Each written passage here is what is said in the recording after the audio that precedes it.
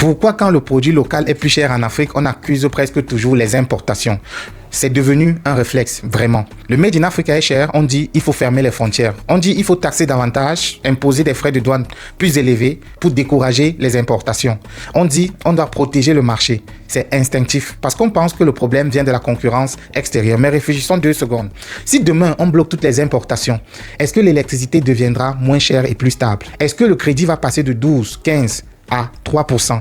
Est-ce que les machines deviendront locales? Est-ce que le marché intérieur va doubler, voire tripler de taille? Non, bien sûr que non. Et c'est là qu'il faut être honnête. Les prix du local ne dépendent pas d'abord des importations.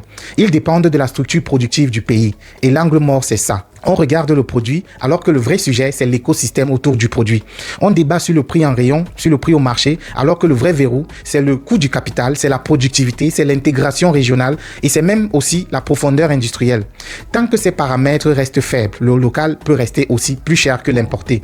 Ce n'est pas agréable à entendre, mais c'est beaucoup plus précis que de dire c'est la faute des importations. L'angle mort, ce n'est pas le produit. L'angle mort, c'est la structure économique dans laquelle il est fabriqué, clairement.